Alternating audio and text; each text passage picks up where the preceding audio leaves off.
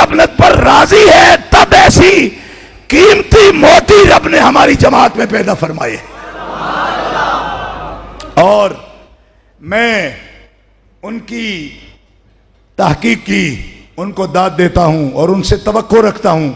میں نے ان کی کتاب پر تبصرہ کرتے ہوئے بھی یہ کہا تھا، آج پھر کہتا ہوں کہ جب کسی شخص کو اللہ تعالیٰ غیر معمولی صلاحیت دیتا ہے تو اس سے کام بھی غیر معمولی لیتا ہے.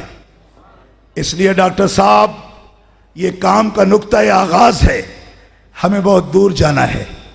ابھی ہم نے البانی کا تعاقب کرنا ہے، ابھی ہم نے ابن تیمیہ کا تعاقب کرنا ہے، ابھی ہم نے شوکانی کا تعاقب کرنا ہے، اور ابھی ہم نے جنت البقیع کے مدفونین کی قبروں کی پامالی کا بدلہ لینا ہے.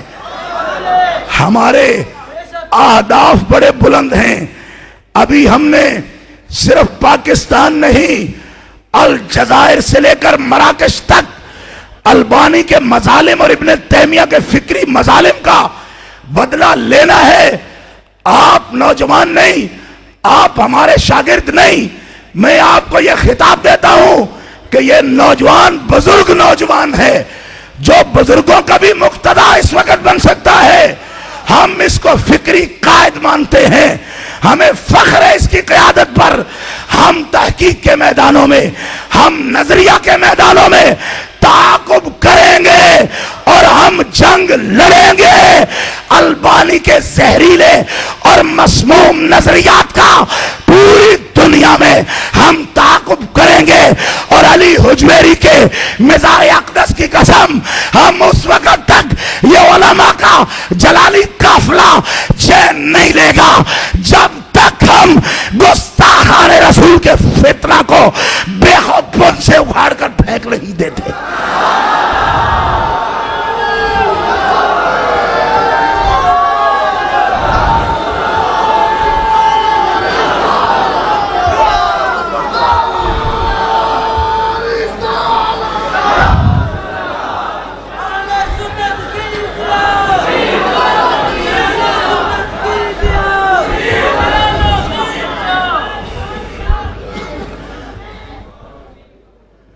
ہماری جماعت میں ایسے افراد موجود ہیں اور ہم پر امید ہیں.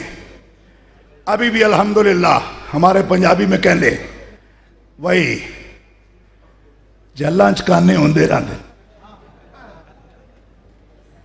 ابھی میرے حافظ الحدیث کے اس گلشن میں بہت سے مہکتے پھول ہیں، اور یہ انہوں میں ایک بڑا گلے سرسبد ہیں. ہمیں ان پر فخر ہے. ہمارے جتنے بھی زندگی کے سانس ہیں، ہر سانس پر ہم اس نوجوان کی تائید بھی کریں گے، اس کے لیے بنیاد بھی بنیں گے. اور میں خوشی محسوس کروں گا کہ ان کا جو بھی کام ہو وہ مجھے آگاہ رکھتے ہیں، اور اس آگاہی پر ہمیشہ میرے دل سے دعائیں نکلتی ہیں. الحمدللہ کہ اہل سنت کا مستقبل روشن ہے، اور اس نوجوان کی ہر سانس میں اللہ نے اہل سنت کے لیے بہت سی برکات رکھی ہیں. اور علماء کا یہ فخر ہے، صلحاء کا فخر ہے، علماء عرب و عجم کا فخر ہے. اور میری دعا ہے کہ اللہ ان کے اوقات میں بہت برکتیں فرمائے، اللہ انہیں نظر بد سے محفوظ رکھے، اور اللہ ان کی دراز زندگی فرمائے، اور ان کے ذہن کو ایسے ہی زرخیز رکھے، اور ایسے ہی مہکتے پھول یہ تحقیقات کے لیے پیش کرتے رہیں.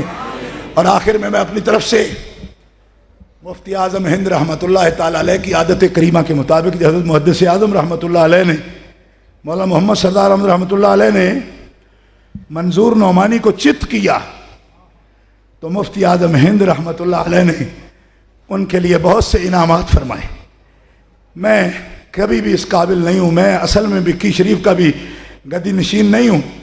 اکثر لوگ یہ سمجھتے ہیں کہ یہی بکی شریف ہے. بکی شریف میں نہیں ہوں، میں بکی شریف کی خاک کا ایک معمولی ذرہ ہوں.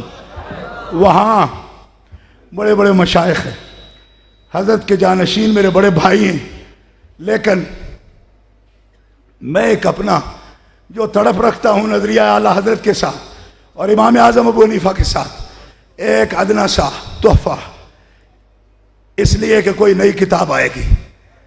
کوئی نئے دلائل آئیں گے اور کوئی نیا باب کھلے گا سرکار کی عظمتوں کا، اور نئے ولولے کے ساتھ، نئے جذبے کے ساتھ۔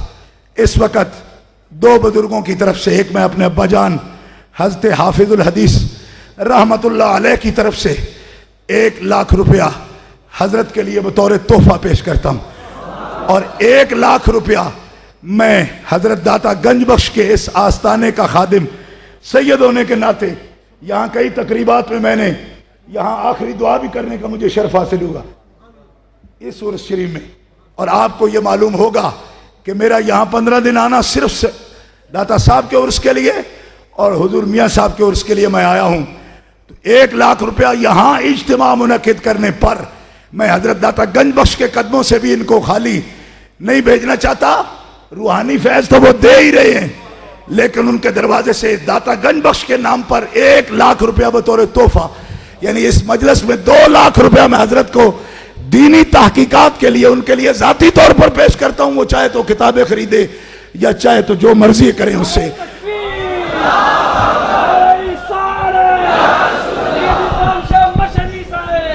نعرہ تکبیر، نعرہ رسالت، نعرہ رسالت، نعرہ رسالت، علماء اہل سنت، علماء اہل سنت۔